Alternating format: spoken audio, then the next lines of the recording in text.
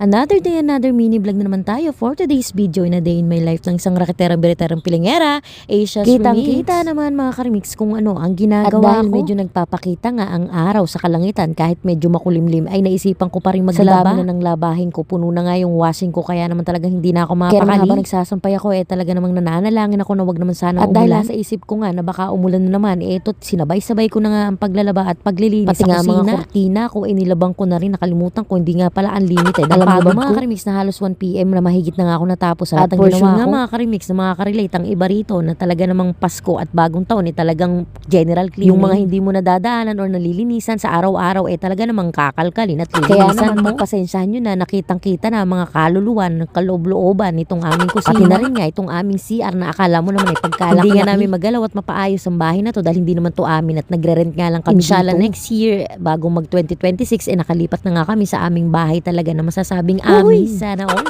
may sariling bahay. Yung ginapuan ako ng kasipagan kaya naman kasulok-sulukan pati yung kadumi-dumihan ng gilid-gilidan talaga namang nasimot kaya ko. Naman yung pagod ko talaga namang ramdam na ramdam. Ginusto mo yan girl kaya panindigan mo. Akala ko nga yung araw lamang sa labas ang iniintay at hinahabol ko para makatuyo pero tingnan nyo naman at Pasko na nga pala makakalimutan ko pa maglinis. O diba kung di pa magpapaskot bagong taon walang palitan ng kurtina walang linisan ng syempre char lang naman yun. Pag dinadapuan din talaga ako ng kasipagan talagang kasulok-sulukan yan ultimo yung patungan ultimo yung mga gilid-gilid ng bakal pinupunasan pero pag dinapuan ako ng katamaran wala kung ano na lang madaanan. Gilid din kasi kami ng kalsada talagang salong-salo namin ang alikabok na galing sa labas. Since open din nga at gawa ng tindahan kaya naman no choice talagang kailangan araw-araw maglinis. Meron lang din talagang part sa bahay na hindi talaga natin madadaanan yung sa araw-araw natin ginagawa na paglilinis. Kaya talaga may general cleaning tayong tinatawag. O pagpasensyahan nyo na itong kaloob-looban ng ilalim ng aming sink gusto sa lababo. Gusto mga karimix na paggawa at gawa ng cabinet at ipaayos tong kusina na to at palakihan ng CR kaya lang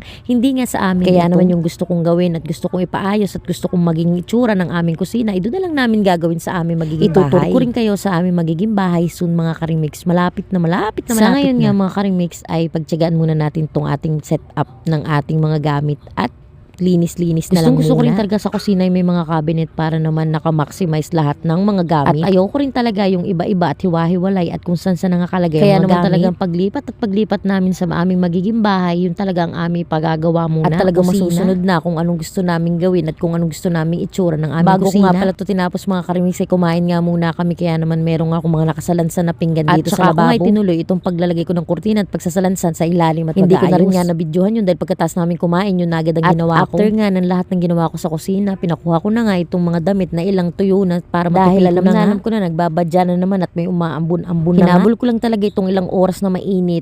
Actually, hindi naman mainit na mainit pero okay na rin makakatuyo na rin lalo naman kung nakadryer ang damit. Ayaw ko lang talaga sa damit ang hindi man lamang naiinitan kahit 1 o 2 oras kaya sa labas. Kaya talagang pinagtsatsagaan kong ibilad sa araw kahit pa nakadryer. Hindi ko alam kung ako lang yung ganun kasi ibang-iba talaga yung amoy tapos pag tinutupi ko parang yun tuyo sobrang na talaga ang pagod ko that time mga karimix kaya naman tingnan nyo yung mukha ko hindi ko na talaga magawang gusto ko na kasing mahiga at mag-edit ng video. Yung hindi pa nga tapos yung ginagawa ko may kasunod ka na sa isip na dapat or gusto mong gawin. At yun lang muna for today's video mga karimix. Maraming salamat sa patuloy na panonood.